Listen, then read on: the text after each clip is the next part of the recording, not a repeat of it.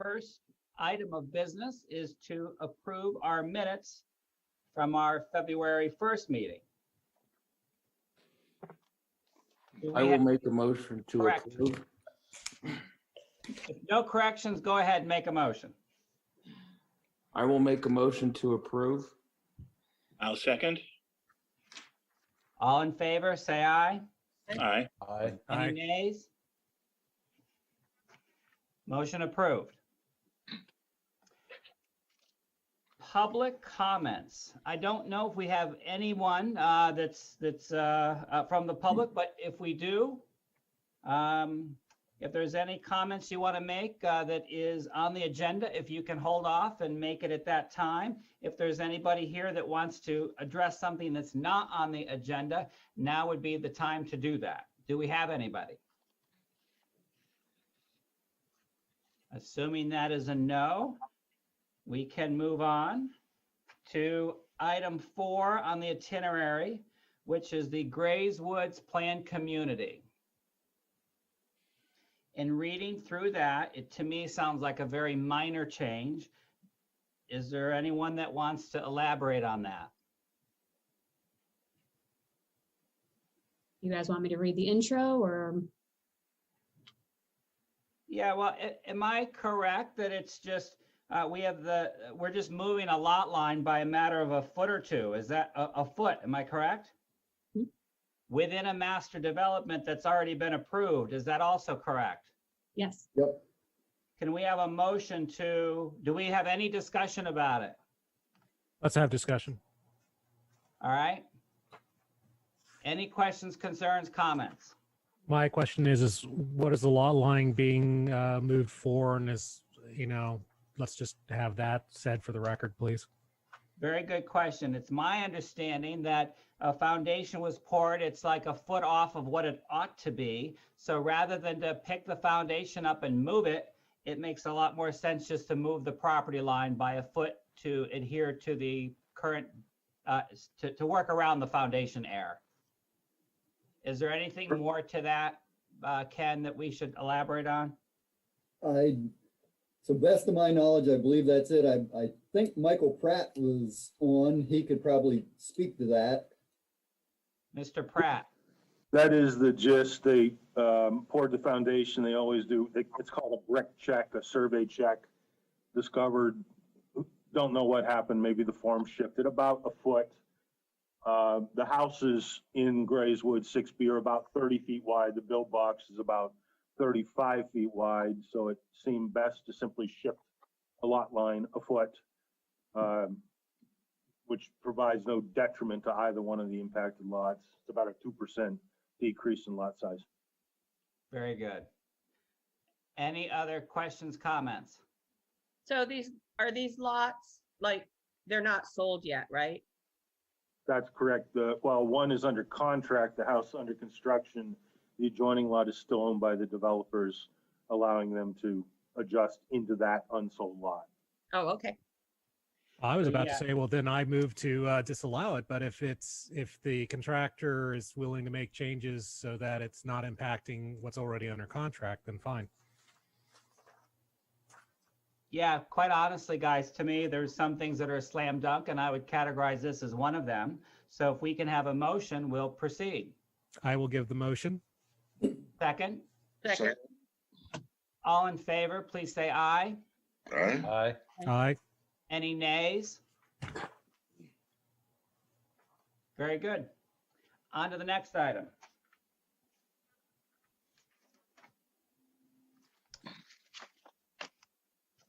So next is the Morosky development plan. Do we have anyone that would like to comment on this?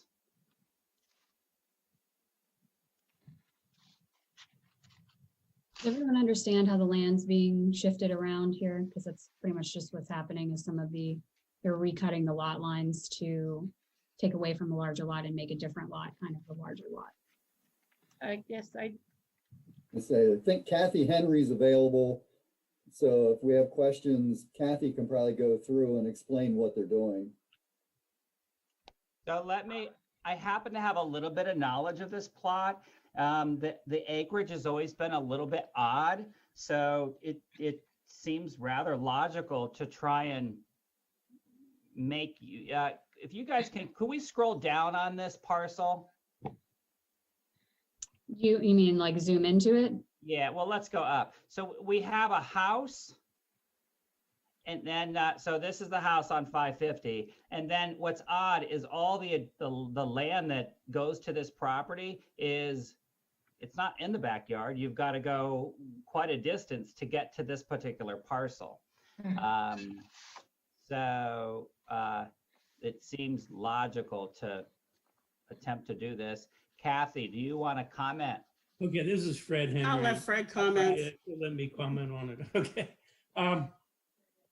The original parcel,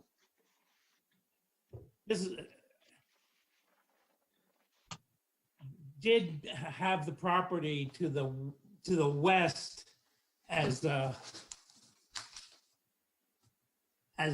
good portion of the property. What we're doing is cutting that property with the house off at the edge of what's known as Quail Lane.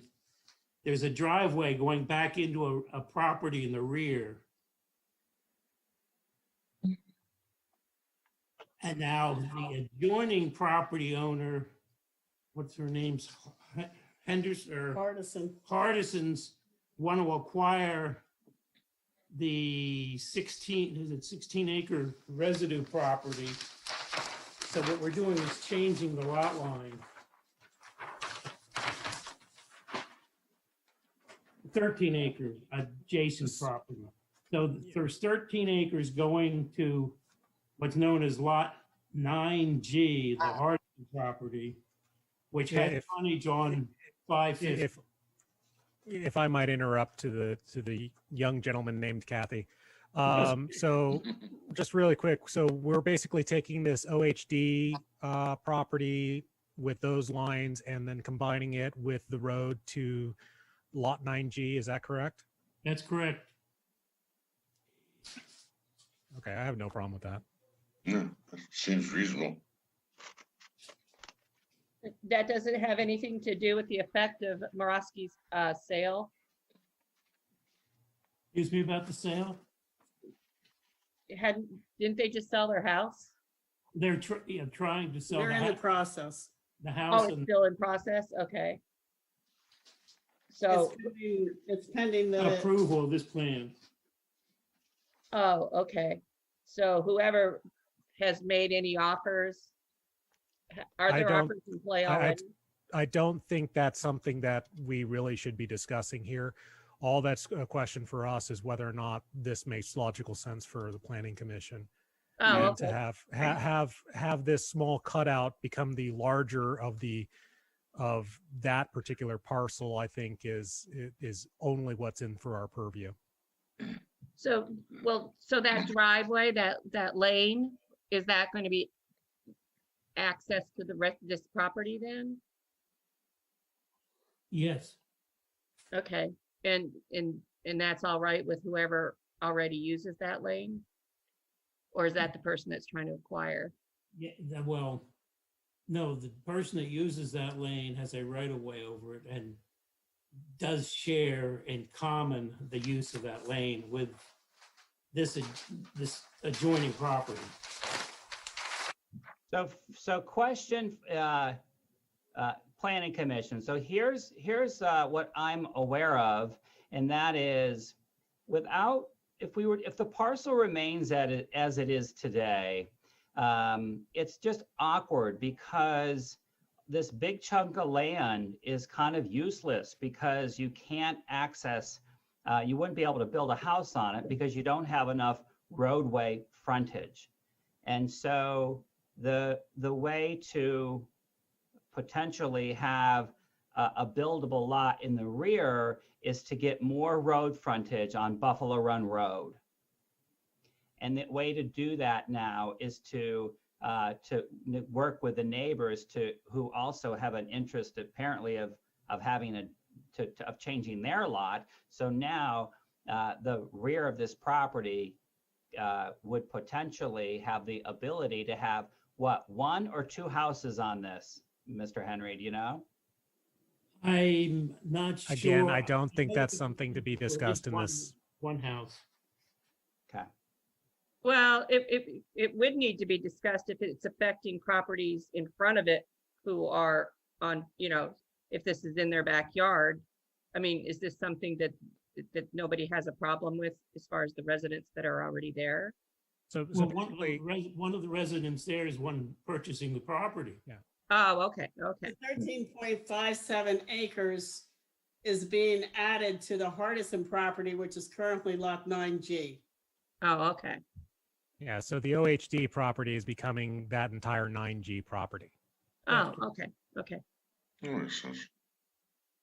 So it makes sense at this point. All I see us is approving whether or not that cutoff and that sale is fine. If we want to make a different argument at a much later date that they're not going to be able to develop it because it's not the size for a development, that's a different argument for a different day. That is Okay. correct. I would agree with that. Yeah. All right. I'll move approval. Do we have a second? Second. All in favor? Say aye. Aye. And I'm going to abstain. Any nays? Motion carried. Thank you. Thank you, Mr. Henry. Thank you. Next up,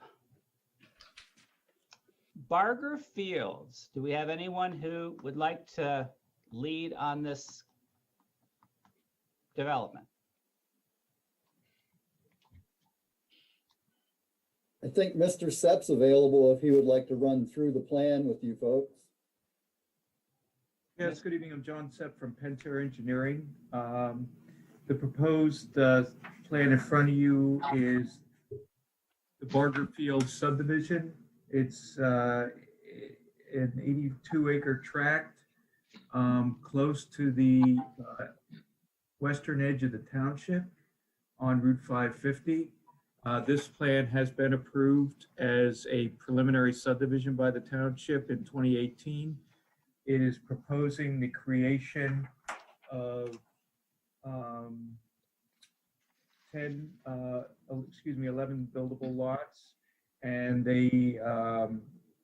an estate lot, which is lot 2RR. They will all be served by individual septic system and private wells.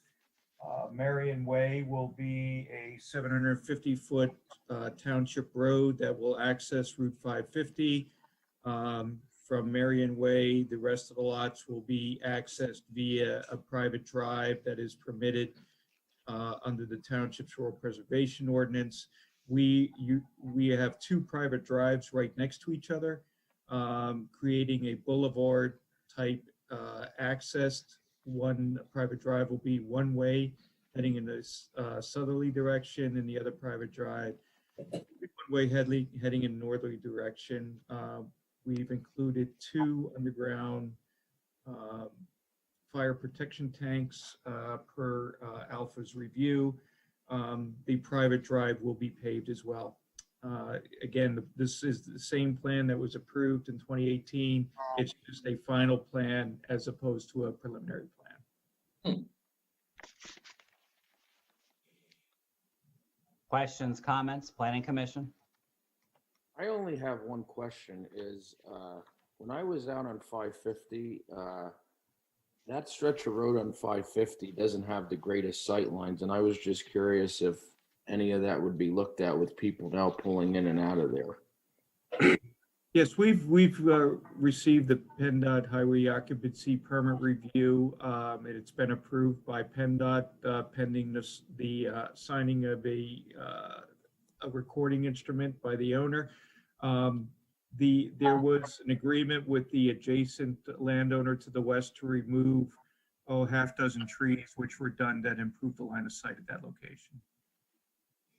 Okay, thank you. Hey, so I have a question, John, about the roundabout. So I'm going to assume that it's certainly big enough for a school bus to maneuver around that. That is the township standard cul-de-sac, yes. where is the location of the two tanks, the fire tanks, reserve There- tank? There will be one located at the end of Marion Way, and there'll be one at the circle we have at the end of Lot 6. And out of curiosity, how, you said that was, so you communicate with Alpha and they make that suggestion? How do we know two is sufficient, that one wasn't sufficient, maybe there should be three? How do we Brian, I'm gonna interrupt you there. That all that review is done by Stephen Bear, and when it comes to that stuff, I'm going to wholeheartedly trust his engineering choices of whether or not there's enough water for that. So I will personally vouch for Director Bear on that. So if he says that they need only two tanks, they only need two tanks.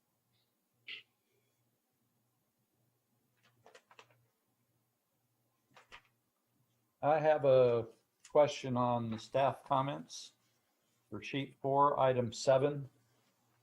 Staff suggested considering adding a street light at the intersection of 550 and Marion Way. Is that being considered? It was considered by the owner, and the owners decided not to put a street light in there in deference to the existing home that the Barger zone right adjacent to the entrance. If I might follow up with questions on why pages 3 and 4 are different than page 5. Before we go there, can we talk further about the street light? Are you guys okay with that? With there being no street light, I think for 11 houses, they probably would not need, that wouldn't generate. I think they need it. You think they do need it? If staff is telling us that they think they need it, I think they need it. And I'm going to stand with staff on this one. Staff, No, but- but your thoughts are there should be one? A lot of our developments that come off of 550 or other roadways, the entrance road is marked with a street light, which makes it easier to locate when folks are traveling to those locations.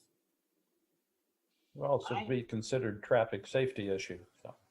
Oh, Here's why I like a street light. It's because it affects all the future developments that are, miles down the road, because that was a country road that has turned into a road where there are a lot of drivers on it, because clearly we have a lot more houses. So I like the idea of a little bit of extra light to just help alert motorists of vehicles pulling out, in and out. And Brian, to follow up on that, what I'm concerned about here before I make my decision is I've got pages 3 and 4 and all the other pages except for page 5. Page 5 shows me something different.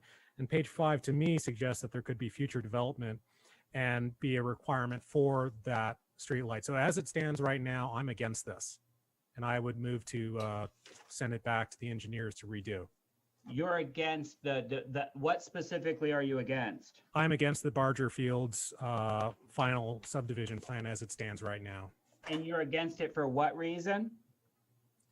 I have page 3 showing me one thing, page 4 confirming that, page 5 showing me something completely different. Before we go too much further, we'll go back through and review a few things. Page 5 is a yield plan. Whenever properties are developed under the RPD standard, there's a requirement to perform a yield plan under what we referred to as the old A1 standards. That was to put in a public roadway to show where the roadway would go, locate suitable soil logs on each lot, and show that each lot would have the frontage required and have a soil log on the lot.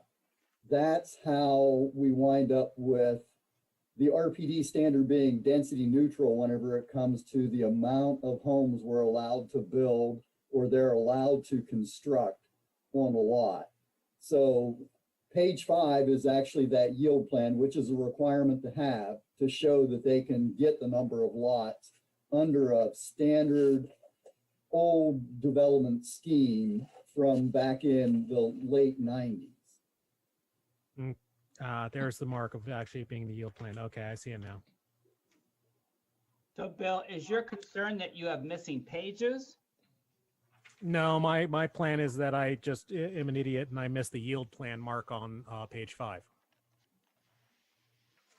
Well, you're humble. However, now my concern is I still think that it still needs a street light. So I'm going to still, die on my sword and say no until it has a street light. The street light is a suggestion. It's not an ordinance requirement. Is that right, Ken? That's correct. So it is not required by the township. So. Well, so- they could always do something similar to what we have over here in Grays Woods off of 550, is wherever their entrance is putting a light on either side of the road there. That's why it's not going to be obtrusive to the farm or the homeowners that are right next to that property on 550. Yet it will still light the property thoroughly, so people will be able to know where to turn when it's darker or all the way dark. I've been enough of car accidents. I'm going to say it needs a street light. So could we make, could, It's recommended, but it is not, it cannot be a decision for the plan because it is not in the ordinances. That you could recommend it to the supervisors. Correct. So let me just add a technical question. So, Ken, are we making any concessions whatsoever on this plan? I don't believe so. No, I wouldn't say there are any concessions because as we had said, the plan was approved as a preliminary plan and we're bringing it back through now as a final plan.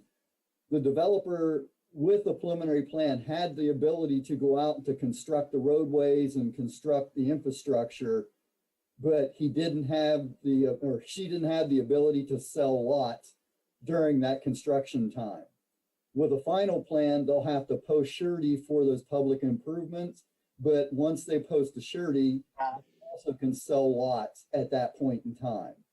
So it's one where years ago, a developer would have a preliminary plan and instead of borrowing the money to do the infrastructure improvements, they would use their own money to do that, then bring the plan back to the township and say, look, I built what I said I was going to build. If you want to take a look, if it meets the requirements, now I want to be able to sell lots. I don't want to have to give you folks surety money for the roadway or for any other infrastructure. Okay, so the two issues I see is that as the planning commission, am I correct that we do not have the authority to, we can recommend. We can recommend only. So, but I also, Bill, concur with you that it's planning that we're having to kind of work through these rules, and I would love to see a light there, not just for this development, but for all the future developments that are down that road. Again, it's a country road that is turned into a ton of houses. So maybe we should, as the planning commission, if we want to revisit, there's nothing we can do about this other than make a recommendation. However, perhaps we want to look into the code and be more proactive so that we're not at this crossroads again. Planning commission, thoughts? Well,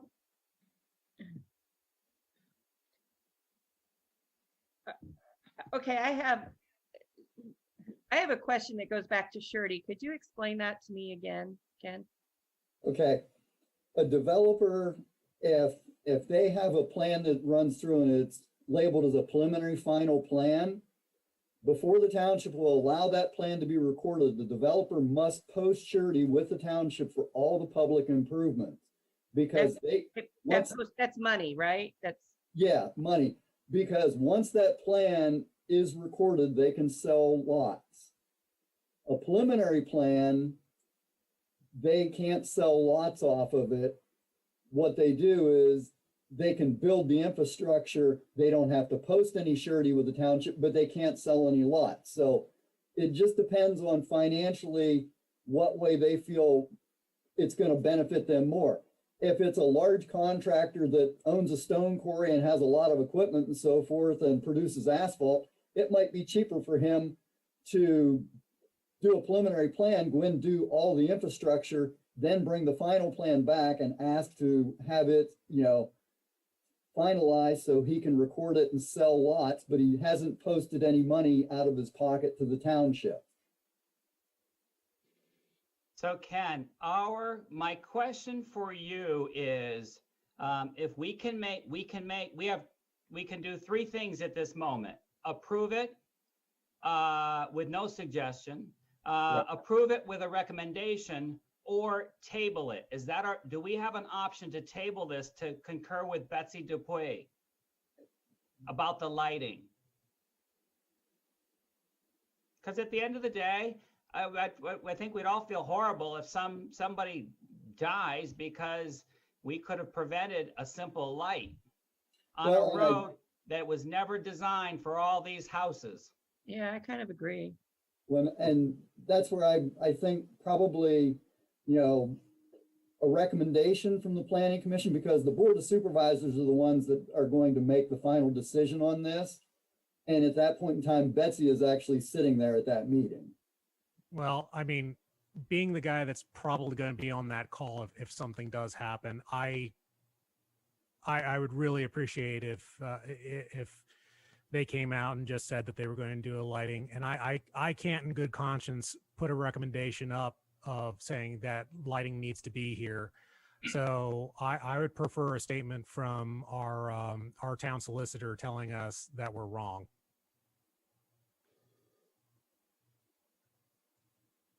I think Ken is saying that, I think Ken is saying Betsy will say that at the meeting. She'll confirm. But she's not here to say that for me, so. Well, she'll be at the supervisors meeting. She'll be at the supervisors meeting. And I'm an attorney and I'm telling you, she's not right here to tell me that, so I don't know that. So I can't in good conscience give you the recommendation that you're seeking. So I'm a no. And I'll tell you what, Bill, I think if I worked at some ambulance calls, I'm already sensitive to it. If I showed up in an accident, I think I'd be a whole lot more sensitive, such as you are. So I appreciate that perspective. So do we have to, do we as the planning commission, can we table this for at our next meeting? Do we have to make a decision on this? There is probably still time left on the municipal clock, but if you do table it, then it might shorten the amount of time the supervisors have to deal with it. Can we do a vote in 2 weeks? Do we have to have what if we do we have the ability to table something for a period of 2 weeks? Or a week? You don't have an advertised meeting to, act.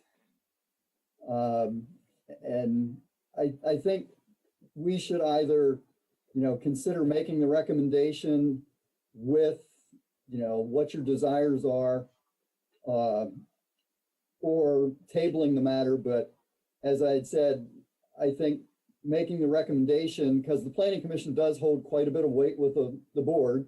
They look to you folks to do the heavy lifting, and a recommendation from you regarding something as this, they're going to look in it fairly hard. And at that point in time, they might table it to seek legal information on it. I know this isn't typical, but I'm just going to throw it out there. John, we have other items to discuss. Would you be able to visit with your client and see if they verbally would agree to a light? Tonight? Yeah, and just report back to us in 10 minutes. No. What's that? No, I would not be able to do that.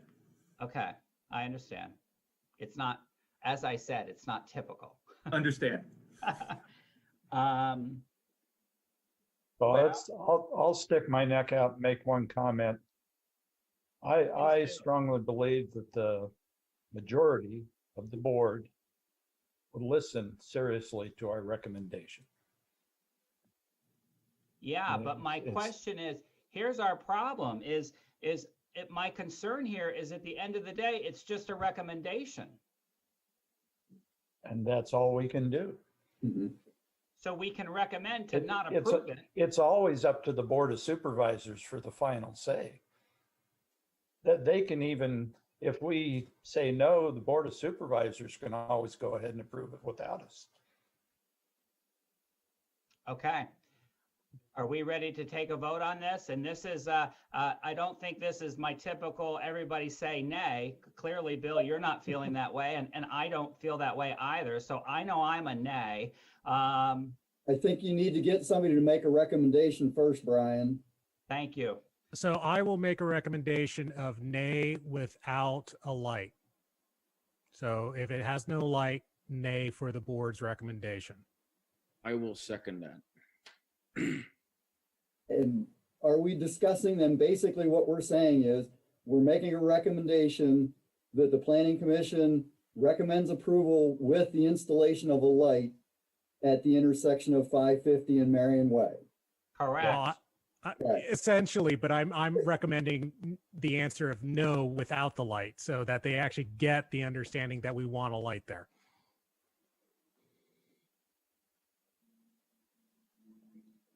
And we have a I second know for I have to that make everything motion. hard. Yes, and Rich has seconded it. yes, and that was my understanding, Bill. And I will be voting in the nay without a light security. So can we go, rather than just, can I just address everybody individually, whether you're a yay or nay, starting with Mr. Prozic? What's the issue? What are we yaying or naying? We're voting on whether we are in agreement to moving this forward, providing the developer puts a light in. If you are in favor of that, then it would be a yes, Then I'm a yay, providing they put a light in. but I Sharon? need the light in. Providing they put a light in, yeah. And Bill? Providing that there is a light there at the intersection, yes. Jim? Yes, with a light. Rich? Yes, with a light. Henry? Yes, with a light. I'm also yes with a light. Okay. We appear to be unanimous. I guess we do. It wasn't quite as efficient as our yay, but I just wanted everyone to clearly individually vote. So thank you. Mr. Sepp, I appreciate your coming forth. Any other, are we ready to move on to the next item? Thank you. You're welcome. Thank you. Next item, rezoning Hallbaker Industrial Drive 101. So if you guys remember, we actually looked at this last month briefly. Alex has done a traffic analysis based on a high volume use for this property, since traffic was heavily discussed at our last meeting. So she went with numbers for drive-throughs. And I do just want to remind everybody that we do not know what this property could become if it is rezoned to C1. It was just used for demonstration purposes as something that would generate a lot of traffic. So if you guys have other questions, I know Alex would be more than happy to discuss her methodology and how she came up with her figures. Or if you guys have other questions that we can try to answer for you and whether or not you want to forward this to the board. So I guess my only question is, Alex, is I guess there's no fail-safe guarantee that this won't turn into another Starbucks or Chick-fil-A type of establishment with excessive traffic. And Alex, I actually got a phone call right before this meeting about that very issue. Oh, really? Nicole, can you unshare your screen? Yeah, I forgot, sorry. No, it's okay. I'll go through my calculation really quick so we can talk about what you just asked. This was part of the packet that was sent out to you. the site for Hallbaker Industrial at 101 Hallbaker Industrial, it's 1.1 acres, which equates to about 48,352 square feet. The maximum building coverage that would be permitted on this parcel would be 14,506 square feet.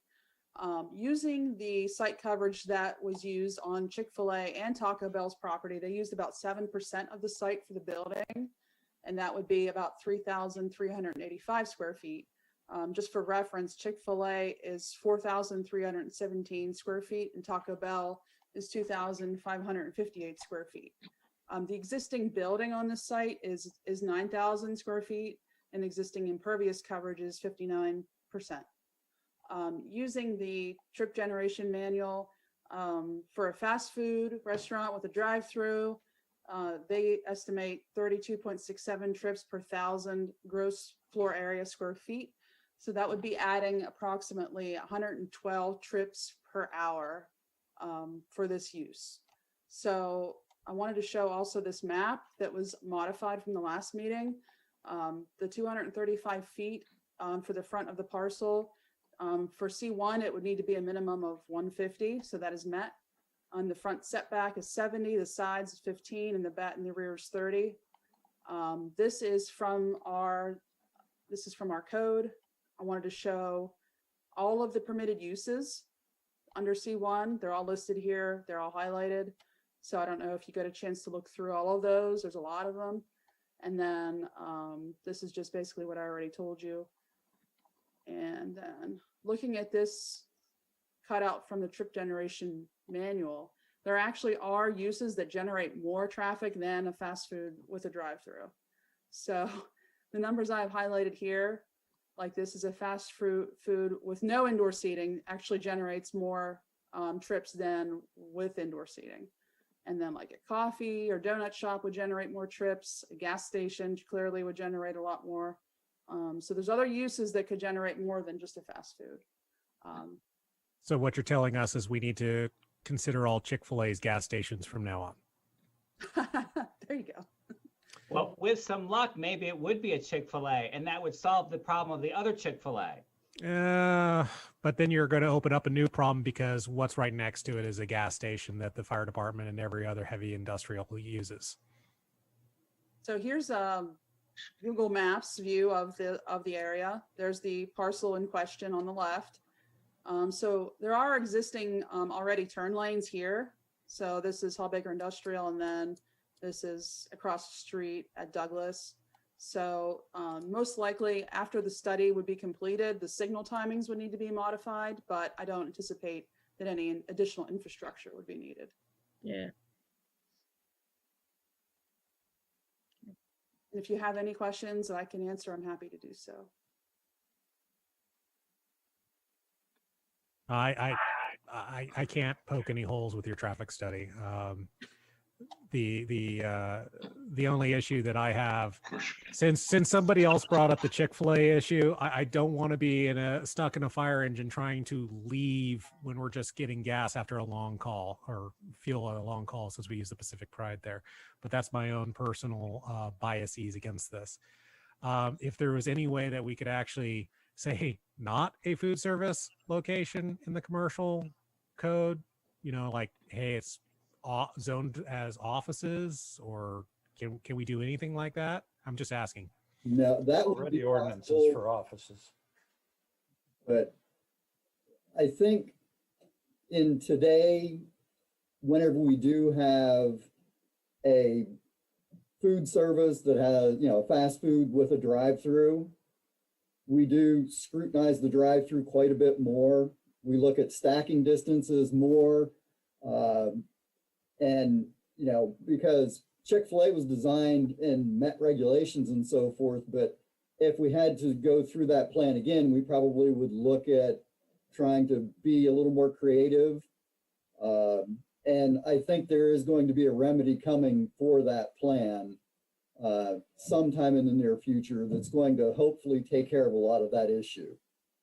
But that being said, now that you've said that, I'm like, okay, can we wait until that remedy's in front of us? Well, it's one that's actually the operator driven.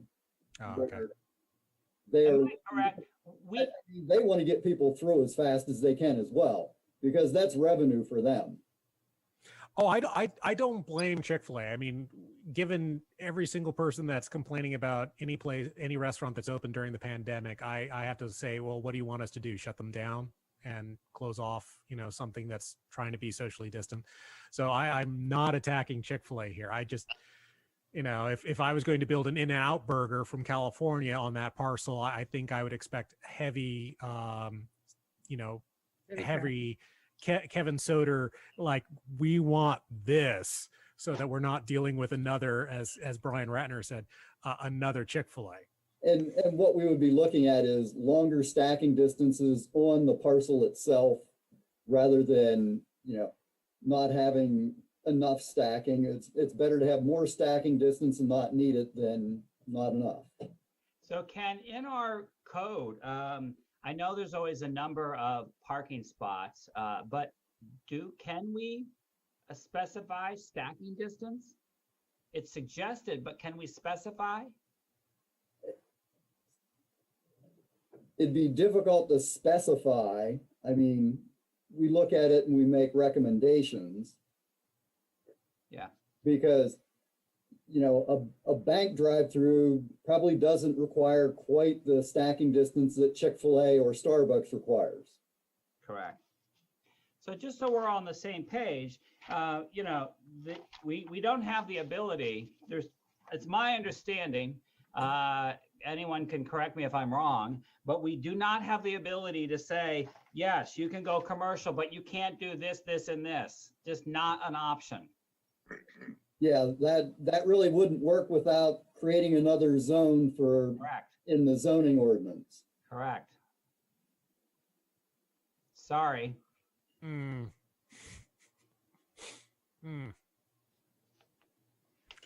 Because here's my general thing. I would like, yes, I drive by that property all the time. I would love to see it used for something else. But also, given that I've seen a lot of commercial in our area recently be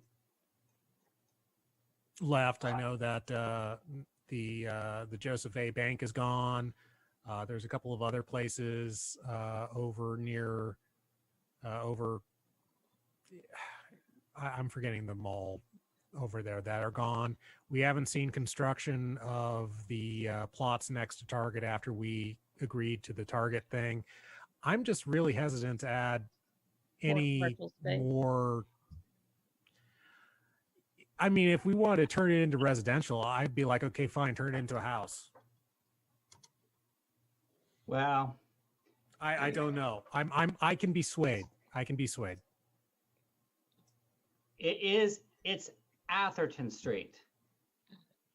That's a big deal.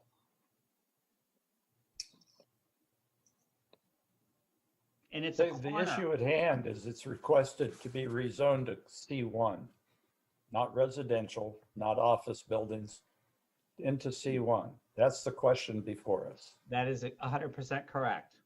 And we can, in the future on the development, say that there can't be any North Atherton access to it. It has to utilize Hawbaker, which is where the entrance is now.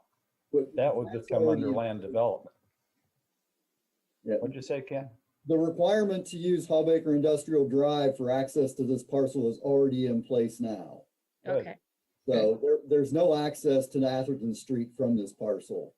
And for that reason alone, it's not, for us to compare it to the Chick-fil-A is not a real fair comparison because they're going out onto a traffic light. The truth is, I guess if the traffic light got backed up, you're stuck in the parking lot. You're not stuck on Atherton Street.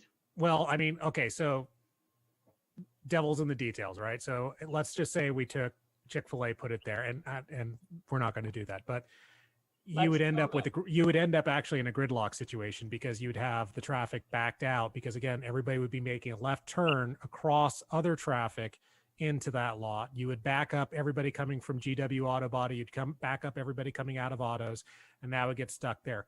Then you'd also have the situation where the light would actually be gridlocked itself, where people turning in would not move and not go over. So, I mean, yeah, actually, if you put a Chick-fil-A there as we have right now, you'd actually have gridlock and you'd actually make things much worse.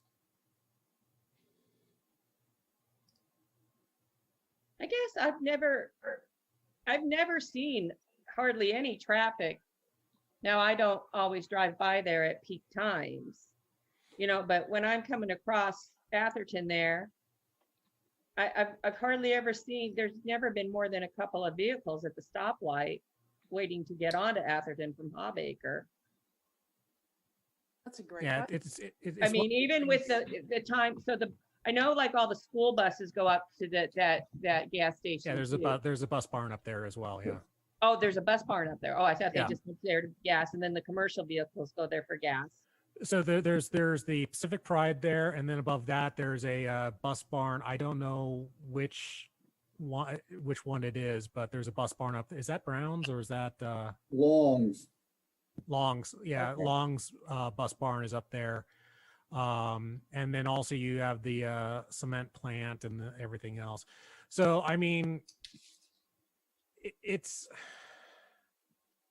So when you've been there, Yeah. filling up like emergency vehicles and stuff, is there a time when like it's not just intermittent? Is there like a time where things actually build up? Everything up there is intermittent. The only time that I would say that has probably been crazy has been sort of like, okay, get out of autos, everybody leave. And then that would be on like a game day or something like that. Question. So, I mean, yeah, go ahead, Brad. I just answered my own question by looking at the map. Go ahead. I was just going to say, living over on this side and driving by it a lot, I am surprised when there's traffic. Traffic actually catches me by surprise when the light goes red. So no matter what we do there, if it becomes a high traffic area, there's going to be about a 6-month period where there's going to be a lot of fender benders, which, you know, is just going to be everybody, you know, including myself going, oh crap, traffic stopped because we're actually changing things.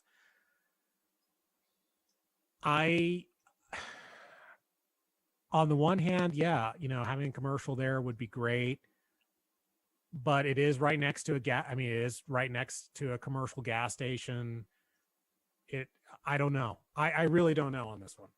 Yeah, but Bill, let's go there because the topography is, where's the gas station? Is it on Hallbaker? It's right there. Yeah, it's where right she's there. pointing. It's literally right there. We can all go there? Yeah. No. You have to have a Pacific Pride. Pride, yeah. Oh, commercial, okay. Yeah, it's a commercial Pacific Pride. Yeah. And is that going, I mean, I guess we could call Steve Bear. Is that going to cause would we do something different, I don't know what a commercial butting. Hey, Ken, what do we do for a commercial butting up against a gas station? Well, setback wise?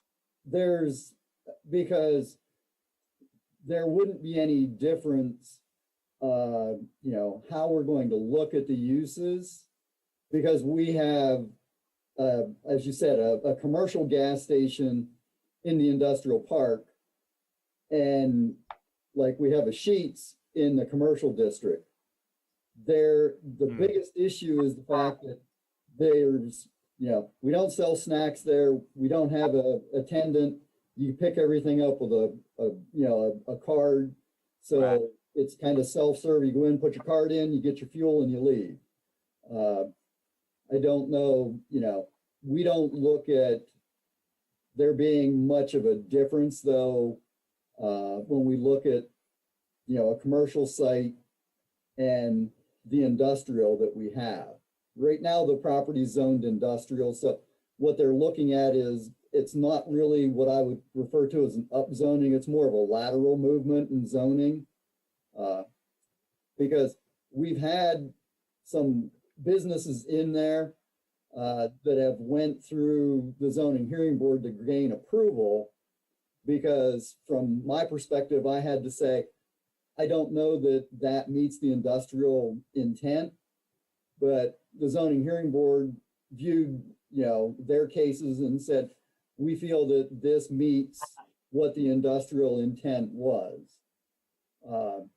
Because whenever Kissel Motorsports was there, it was a motorcycle sales location.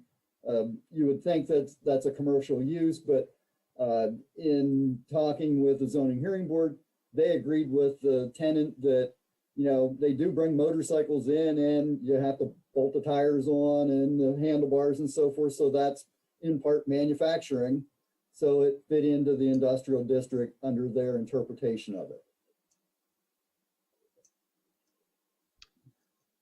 Any other thoughts, planning commission? Yeah, I don't see a problem with changing it to commercial. I don't think it's a property that's going to lend itself to a extremely high volume, knock on wood. And go ahead, Sharon. Well, a high volume as far as a ton of traffic coming out onto Hawbaker there. Certainly not as much as everybody, you know, from autos during peak hours coming and going. So the only thing, the thing that concerns me here, Sharon, is if that ends up being a commercial spot that is something other than a bank, so where you actually have people going to the numbers that Alex is showing us, they're going to be crossing Hawbaker to go into that property. Right now, you know, people are going into autos, you know, there's not a problem because you're not slowing, in theory, you're not slowing down traffic to make a right-hand turn, but you will be slowing down traffic to make a left-hand turn onto that. And then that just starts to back things up onto North coming Atherton. in. Okay, I was also looking at going out, because actually coming out. Yeah, I mean, so for example, if we were talking, you know, Reliance Bank being there and Hawbaker Industrial or this being over where Reliance Bank is, it wouldn't be an issue because no matter what we put where the Reliance Bank is, they're always going to be doing a right-hand turn and getting off into the private, you know, into the private drive. But they're going to be pulling across traffic. And yes, we only have Pacific Pride. We only have, you know, stuff from coming GW. So we only have really industrial traffic. But if we put if a because we're allowed to have a commercial, you know, being turned into into a Chick-fil-A, and we're only talking about because we have a Chick-fil-A that backs onto North Atherton here, or a Starbucks, you have the same potential of people backing up Hawbaker, blocking Hawbaker from the north side? I don't have a little thing, but we'll just call that the north side. So Whitehall, GW, and Best Line. So the north side would get blocked. Pacific Pride would get blocked. You'd have people getting blocked from autos because they're trying to go across. I mean, I don't know. I mean, everything's telling me to say no. Then hang on. Hey, Jim, you've had your hand up. Please proceed. Thank you.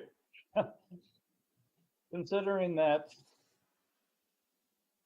I'll make one comment about Chick-fil-A. The majority of the problem with Chick-fil-A is a pandemic because they have no inside. So let's drop Chick-fil-A from this discussion for a little while. As Alexander said, the signal timing could be changed in the future. I make a motion that we approve rezoning this to C1 as per staff recommendations. Jim, before we ask for a second on that, I appreciate the dialogue about Chick-fil-A, but at the same time, Jim, I agree with you. We're in a pandemic. I don't want to be that short-sighted because, you know, things are going to be changing a lot. And I can personally say I have never, ever, and I go up and down Hawbaker more than probably most, I've never known it to be problematic. So do we have a second on that motion? I second. Okay. Rich, go ahead. He was second. And now do we have, if you're in favor, say aye. Aye. Aye. Any nays? Nay. Nay. Was that 2 nays? Yes. Yes. Okay. 2 nays, the rest are in favor. Yes. Motion carries.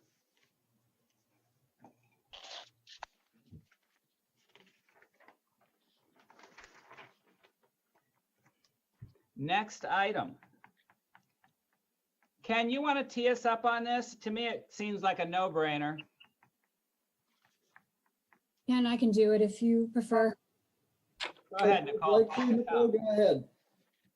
So basically, we are just asking to make an amendment to our subdivision and land development ordinance to require digital plan submission at the time of plan submission.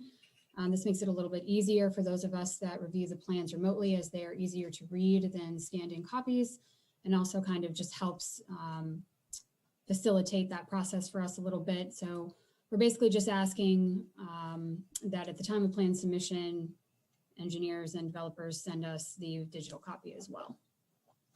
So guys, imagine, planning commission, imagine this, the plan comes in, the staff has to make a bunch of copies. They're not as detailed as what the digital copies would be. So we just want to make our staff's job easier and give them the tools that they can work from home, work from the office, and have a digital print. I think that's very reasonable. Is there any further conversation? Are we still going to get our crummy prints? Yeah, yes. Then I will make the motion that to give staff what they want. A second. All in favor? In favor. Aye. Motion carried. And item 9, a status report on pending items. There were not any planning or zoning items at the February 10th board meeting. We have a couple of pending work session tasks that have not yet been started with EV charging infrastructure and bicycle parking. And our plan submission deadline for our April meeting is this Friday, March 5th. Thank you, Nicole. You're welcome. Item number 10, reports. Any Patton Township Housing Task Force? Yep, we had another Zoom meeting. We went over regional growth boundary and some things on ordinances. There's a report that is available on the Patton Township website. But we are moving along. We have heard from Center Region Planning on what they are trying to do as far as holistic approach to the whole center region that we are definitely a part of. And our housing task force is a leader as far as in the region by trying to get something done for workforce affordable housing. So it's going to be a long process, but we've got a good start on it.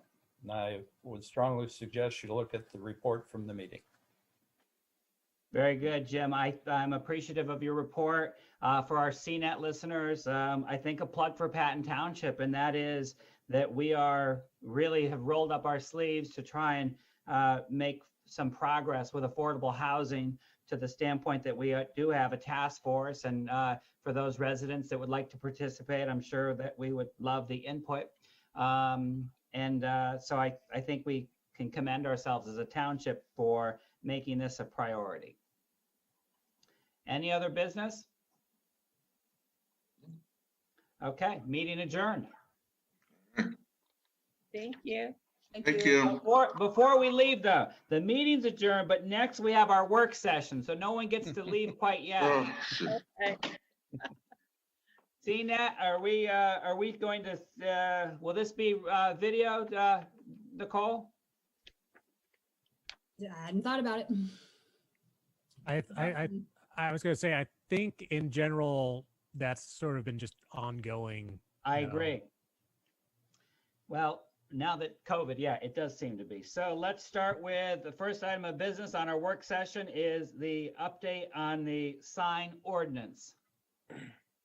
So with the sign ordinance attachments, I gave you a few different articles that came from the American Civil Liberties Union, or ACLU, out of Massachusetts, to kind of help guide us a little bit with some of the questions that were posed at our last meeting when we were discussing some issues with maybe signs on private property or political signs. So I hope you all had a chance to kind of review those and take a look at what those can help with our rewrite and guide us to make sure that we are on the right track and not doing anything by correcting one problem that we're not creating others. Also attached was the case of the city of Ladue, or however you say that, and Galeo from 1994, I believe. Am I correct, Bill, that it was you that brought that to our attention? Unfortunately, you are correct. Well, no, I wanted to be sure that I was giving the proper credit. Yeah. That came about. Yeah. And again, Yeah. that's kind of reinforcing the idea that we don't want to give ourselves new problems, and kind of the meat of this case was about trying to regulate signage on residential private property. So I think we're gonna have Correct. to be careful. And Oh, sorry, go ahead. If you wanted to I was add. going to say, do you want me to just jump in and sort of give them the primer on this? Because If you want, we if you can go would right like, ahead. I can just sort of jump. Sure. So basically, the Lado case comes down to this: a individual put a sign on their property that basically said "No blood for oil." They had a sign ordinance that says you can't put anything on your sign without a permit, or your property without the permit. Went up to the Supreme Court. Supreme Court struck it down, that saying that all political speech on somebody's property is protected speech. So that now makes political signs, the "I'm with her" or the various different equality signs that you see in various different areas where we are. All of those are technically political speech, therefore protected speech.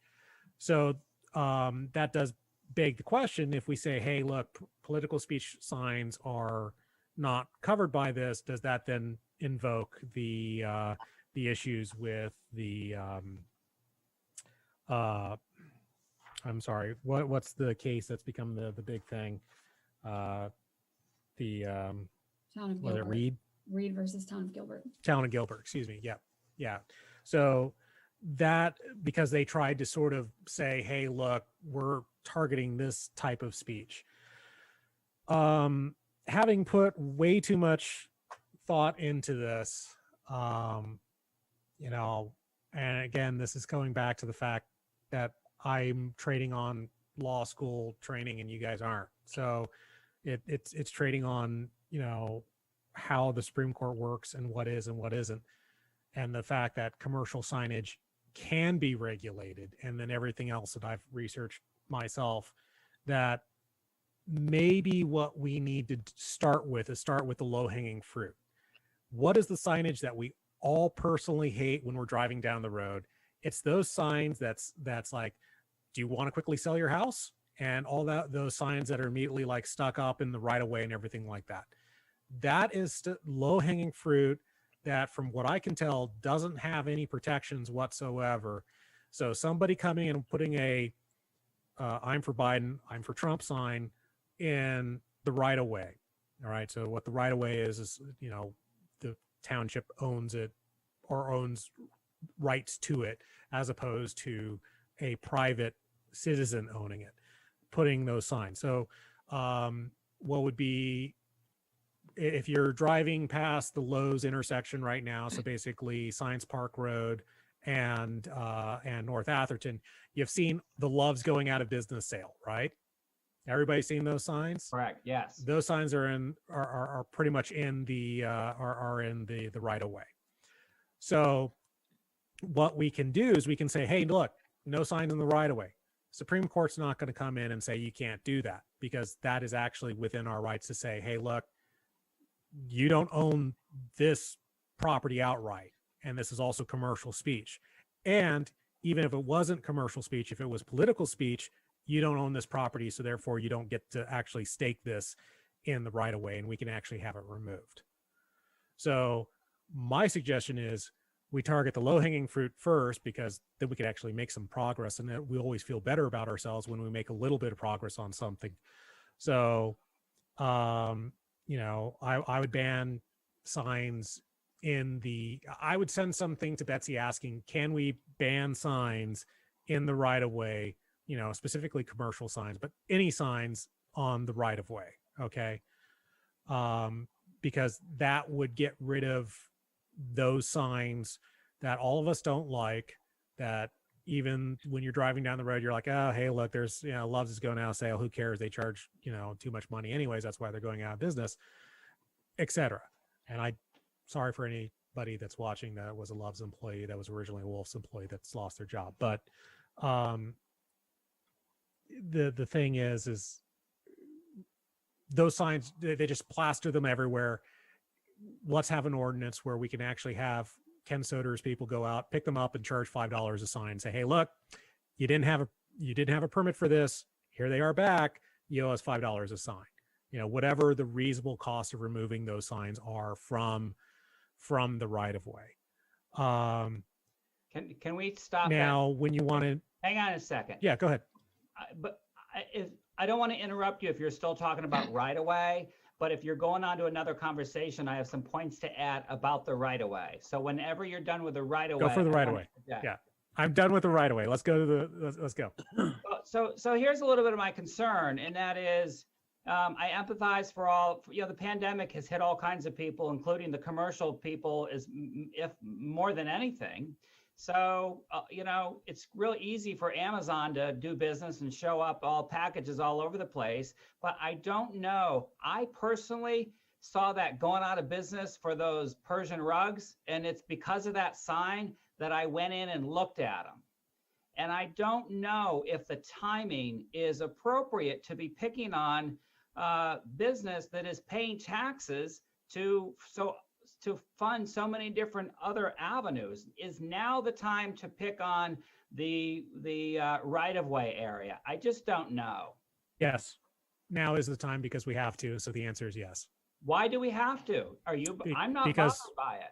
Well, because our ordinance, we have to rewrite the entire ordinance. If we're going to have to rewrite the entire ordinance, we should be adjusting it, touching Rewrite it to please who? Are we bothered by it or are we not? I don't know. Does the township? Do we get complaints about I'm with you. I don't like a ton of signs, but I'm just sympathetic. So now, the reason why we have to rewrite the ordinance is because our ordinance currently is in conflict with Reed versus the town of Gilbert. Well, so because of that, So I'm sure it is across the whole United States. I'm sure there's all kinds of townships that are also not in compliance. Yes.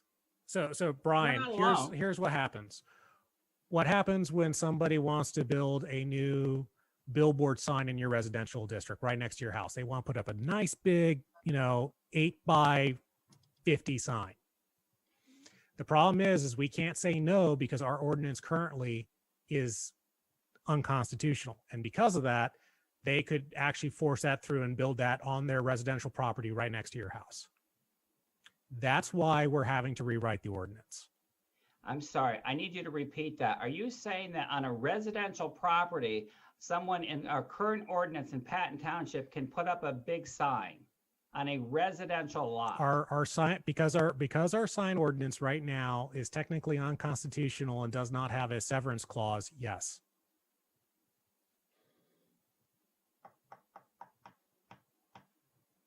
Now you understand why they want this pushed through really quick, why we need to actually get something done. Who wants to push through quick? I believe staff wants something rewritten to move forward with. Okay, that's fine. Staff, is that correct? We need to correct our ordinance so that it is in compliance with the Supreme Court ruling. That makes sense. So, yeah. So if we want a quick fix right now, the quick fix would be to put in a severance clause into the current ordinance. What a severance clause is anything that's unconstitutional can be severed from the rest of the law, and the rest of the law will stand. Is there a way, Bill, that we can be forgiving for the businesses that are really struggling, that may be benefiting from the signs, whether they're obnoxious, whether you like them or you don't like them? Is there a way we can show compassion for the businesses that are currently suffering? And I think the way that you have to do that is we would have to tie down on the right of way issue. But I think if somebody came in and signed a, hey, look, this is how long the signs are going to be up. These are the nature of the temporary signs. These are the owners of the signs. They will be down by this time. That would all be reasonable regulations that the township would have in a litter control and litter pickup of those signs. So, you know, having something where they basically said, you want to put these signs up, that's fine. It's $5 just for the paperwork. And then, you know, we don't care. It's just what it costs our staff to do that, something reasonable. But after X number of days, if they're not down by this date, this is what you're going to be charged per hour for Ken Soder's guys to go over and pick them up and return them to you. To me, that seems like a happy medium. What's everyone else say? Sounds reasonable. Yeah, so on municipal property of any sort, they can get a permit if they want to get a permit, correct? But let's stop there for a second, because here's the next caveat. If we give permission to one type of people, right? So let's just use the easy one. Trump supporters versus Biden supporters. If we give permission to Biden supporters, then we have to give permission to Trump supporters. If we give permission to Trump supporters, you have to give permission to Biden supporters. So then you get into these, well, you gave it to them. And so basically, the easiest thing to say is either no to everybody or yes to everybody. And that's the understanding that you have to have with allowing signs on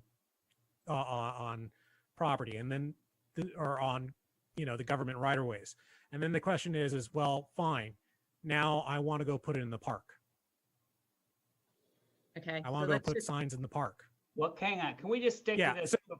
Let's just stick to this right away. Ken, it's like a the slippery slope.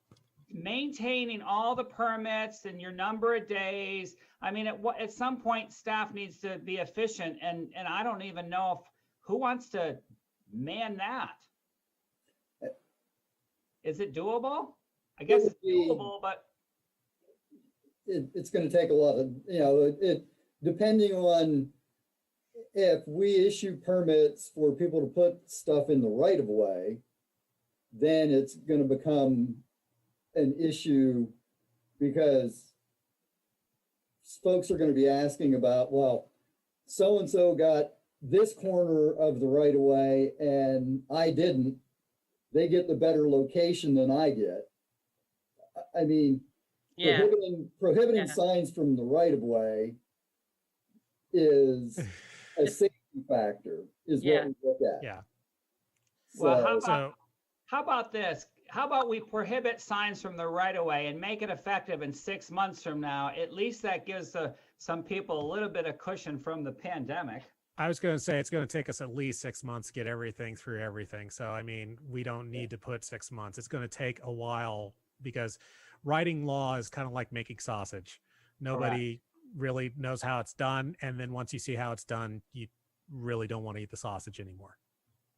Even if you prohibit it, you don't have to immediately enforce it. Correct. Yes. Well, I sympathize with the staff. I think maintaining that sounds like a colossal headache. Yeah. Nicole, you can mute it, Nicole Harder, and concur. So yes. Ken, I only had a question, because solicitation permits go through the police department. Correct. So is there any way, how does that go about? Because I don't think that includes yard signs. I think that's just door-to-door sales, correct? Yeah, that's basically the Fuller brush man that we had years ago, going up to your door, knocking on it, wanting to sell you a brush or a timeshare or something else. Yeah. So my recommendation from an easy side of things for staff and for a law that I know that we can get through that is not going to be found to be unconstitutional is you start with banning the signs in the right of way. Just banning the signs in the right of way because it's a safety factor, and everything beyond that and cleanup and all that stuff. Then you're not having to deal with, you gave Love's Furniture that's going out of business the right to use this, versus you gave that supporter of that political party or that supporter of that political party. It just becomes a mess. If you want to talk about getting into things like, then that brings up the next thing, Brian, because you're going to love this. What do you do about the garage sale sign? Oh, yeah. The garage sale sign to me is a little bit different because your average person doesn't have a garage sale that often. And to some point, ignorance is bliss. Yeah, but unfortunately, ignorance is not bliss when it comes to the government because we have to apply everything equally to everybody. So unfortunately, that's the world that we as government officials have to, well, specifically Ken, has to live in. He has to apply everything equally to everybody, regardless of the political message. So or message in general. So banning all signs in the public right of way is something that we can do. Likely. I think it has to be all of them to enforce it. Correct. It's so much easier to, then some, oh, well, geez, there was a yard sign sale here in September, and now I want to put my political sign here. Just none. None, exactly. And then you can talk, then as we move away from the right of way, does everybody understand the pitfalls and the black hole that is speech on the right of way before we move? Yeah. Are we all sort of in agreement now that we all realize that allowing any speech in the public right of way for signage is just, it's the third rail and we don't want to touch it? Yes. Yep. Okay. Thank you for your. All right. Long time ago. Proceed. Thanks, Jim. Should have come in. But, so the Supreme Court allows municipalities and it allows the government to regulate commercial speech. That's actually one of the ways that we actually regulate the sign ordinances is because we're allowed to regulate commercial speech.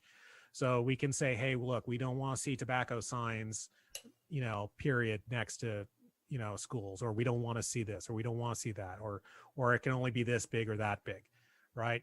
What we can't regulate is we can't say, hey, if you have a political sign on the road, it's okay, but you can't have a commercial sign on the road, right? So you have to basically apply it. That's what the Reed case is telling us, is that you have to apply, you can't differentiate when it comes to, and that's what I really parsed through the Reed case, is you cannot differentiate on the, specifically on the public right of way. So it's either all or nothing. And I think we're all coming to the realization that it's just safer to say nothing. Correct. Now, if they go 5 feet onto their property, they can put whatever they want if it's a political message. If it's a commercial message, we can regulate it. We can say, hey, look, I'm sorry, but you need a permit for your Burnett's leatherworking sign in your residential, neighborhood, or the Burnett. I'm not going to say my law firm's name, but anyways, my law firm here on my, front porch, Nicole and Alex and Ken can come over to my house and say, you got to take that down because you don't have a permit for it, as if we said that they had to have a permit. Now, where the college borough has, or College Township has it, is they say that you can have anything that's of this size and it's exempted, right? We can do the same thing for commercial stuff. What we can't do is we can't do that to political signs or political messages. And that's where their law is actually, where their ordinance actually fails the Supreme Court test, is because it touches that stuff. Because if they were to come in and try to say, oh, hey, you've got 20 Trump signs in your front yard or 20 Biden signs in your front yard, so therefore you have over that, that is touching on political speech, that is protected speech. Therefore, it's absolutely verboten, and your entire law just failed. If you say commercial speech, so basically, you must have a permit for a for sale sign on your house, and Brian, I know this is a big thing for you. What I would say is we figure out that exempt signage size, that is the right size for a for sale sign, a for rent sign, somebody's doing your asphalt on your, whatever we come up with, and say, if it's a commercial sign in residential, it's automatically exempt. You don't need a permit for it. Anything beyond that size, you need to come get a permit for. That sounds fair. Yeah, seems logical. So going back to where you were, I think last time, of wanting to making everything down smaller and just say, hey, you can only have a sign it this much square inches of signage. As long as it's commercial, we can say yes or no to it. What we can't say yes or no to is somebody putting the Trump, the Biden, the Camilla, or the any sign of political nature. You're saying that from a commercial standpoint, we can't touch that. No, from a commercial standpoint, if it's a, hey, I sell this here, that's a sign of that's a commercial sign, we can regulate that. Or this is the house of Burnett, leatherworking, that can be regulated because that's a commercial sign. What we cannot regulate, going back to the Lado case, is no blood for oil. So here's my question. Can we regulate, I understand, nor does anyone, I think, on the Planning Commission want to limit the residential ability to have, political signs. Can we regulate the number? No. So you cannot just so regulate we're the clear, number, the size. Can't. Okay. So on a residential parcel, someone could have a sign every foot around their entire corner lot property, and they could keep it there all year long, years in a row, and we just drive by and look at it and cannot do anything about it. Is that accurate? That is accurate. That seems wrong. That seems wrong, but that's political speech. Just Yeah, saying. but Amendment right.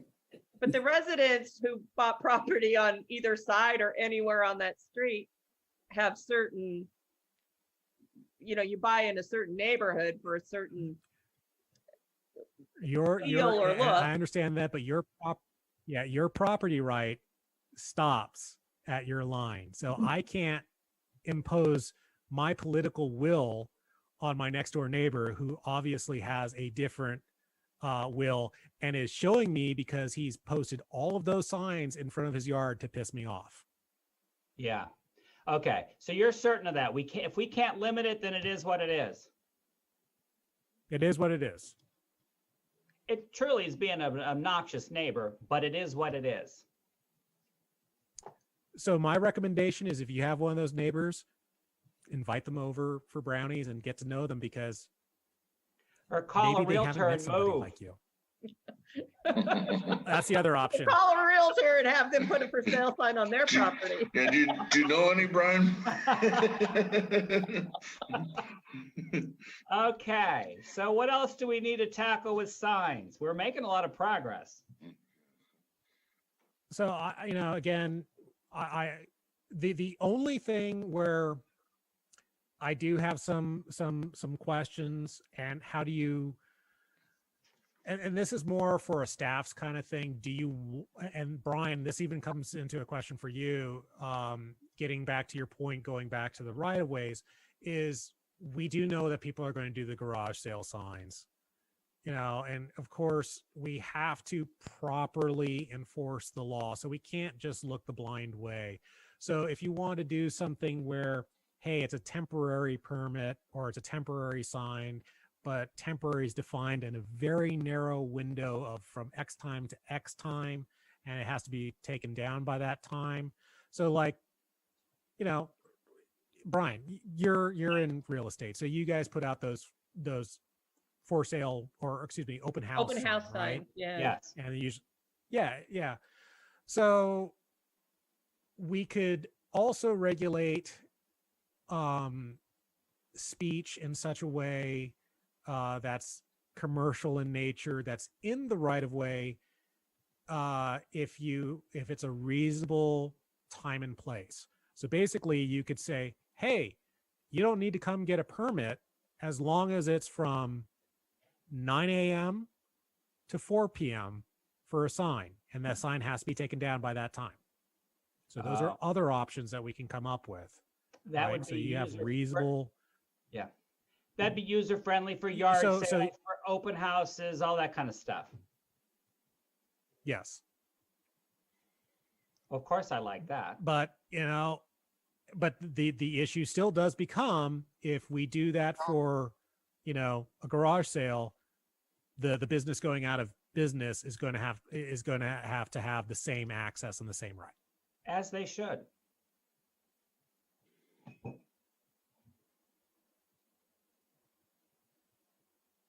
Now, Any the other other area talking that points? the only thing that I don't know of, that if anybody's got somebody, if we could get Hallbaker on the phone, because I actually don't know this one, is construction sites. I don't know about like traffic control regulation, traffic signs, if that falls into that. My assumption is that would fall into a permitting process, as any major work is being done anyways, that would just be built into Ken's rubber stamp of, okay, you're allowed whatever traffic control construction signs you need for the work on the road. But I didn't look at anything that said that. I think a lot of that probably goes back to OSHA regulations and traffic control and, work signage requirements and so forth. Yeah. I just touched on the political speech and commercial speech in residential neighborhoods. So yeah, so yes, we can regulate. It has to be this, you can even put in restrictive signs that basically are restrictive covenants that say they must be of this type of tasteful to meet this aesthetic in the current neighborhood. So, if all the houses were made out of, timber wood houses, they couldn't be like a modern sign that you could say, no, it's got to be of timber signage or whatever. But it's got to be reasonable, and it's got to be content neutral. So, I appreciate knowing that, but I don't think we have the neighborhoods that are that specific to bother. And Correct. if they do, they have their own Yeah. restrictions in place. Yeah. Thank you. Yes. Restrictive covenants. So I would say, look, what, I would go, my recommendation is ban all signs in the right of way. If you want to come up with some reasonable, hour to hour type thing, temporary signs where they have to come down, we can discuss that. We're not touching anything that's posted on somebody's personal property. So, if it's political speech, we don't touch it. And then commercial signage, what is a reasonable sign for each size of and each actual zone. So if we're like residential R1, are we going to say a half a, I was going to say a half a half a plywood sheet, but then I realized that would be 4x4. So, 4 feet by 4 feet. So what is it? Is it like 4 feet by 2 feet for a commercial sign, as long if it's double faced or single faced or what, That's definitely something we can look into. Can we, can we make just to move things along, can we just make a decision as to the residential communities, the signs available for open houses, yard sales? Can we just figure out that time now so we don't have to come back and have yet another conversation about it? Well, the idea with how I kind of built out this in the agenda this time was to more focus on making sure we understood that we have to be careful with regulating based on content. Bill is correct about the right of way. We have to really make sure. I believe we can. I am not a lawyer, so I'm not going to, hang my hat on that at this point, but it's an all or nothing deal. We either ban the signs or we allow them. I think there might be the caveat of being able to do a temporary for a specific amount of time. But the things I kind of bulleted out with it are things that I'm going to make sure I look at. And I'm going to start kind of trying to put some actual sections of the ordinance together, show what we need to get rid of, show how we can reword it. And we're just going to have to work through section by section. So basically everything that we're talking about now, we're kind of ahead of the game. Yeah. So, I mean, I get what you're saying about wanting to discuss it now and not discuss it again. I don't think that's realistic. I think we Very may. good. I agree. Bill, So- thank you for all your efforts on this. Yeah. Well, like I said, this to me, this is a very easy, but I deal with this every single day. So, I mean, to me, this was a very easy deal to deal with. No, and I appreciate your insight. I'm just saying at this point, we're kind of starting to get down into the nitty. Correct. Yeah. I'm not ready for that yet. So if you don't want to talk about it again, then this might be a good time to wrap this up. And then I can try to catch up a little bit for next time. So basically what I would say is Nicole is correct when it comes to the things in the right of way. It's going to be all or nothing. Now, we can put in a reasonable time and place restriction, but that's content neutral. And you have to understand that anybody that wants to be there in that allotted, time and place is going to have to be allowed access. So if Yeah. you want, It is what it is. Because the flip side is you don't want to Yeah. be fined for having a yard sale. So that's the other alternative. All right, I Yeah. think we've kicked this can enough. Yep. Ken, did you want to say something? You're on mute. you're muted. You're muted. Do you want to unmute? Hang on. Sorry about that. I said, no, I will just wait and when we talk about this in the future, it'll be something we'll talk about at that time. Thank you. Great. Let's move on to United Way housing article. So I came across this in just my general trying to keep tabs on everything. I get lots of emails from lots of different sources and people send me things. So this came across to my attention a little while ago. So I thought I would pass it on here because I know that you guys have mentioned that you wanted to stay up on what is happening with the pandemic. So this was an article that came out in the Center Daily Times at the end of January. It's talking about